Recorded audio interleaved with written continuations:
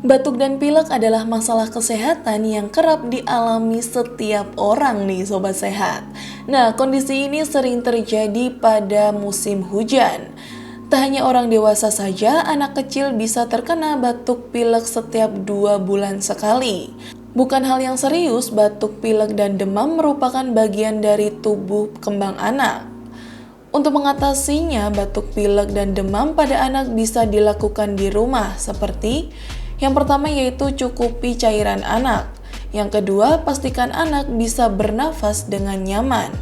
Dan yang ketiga, pijat tubuh si kecil dengan menggunakan minyak esensial.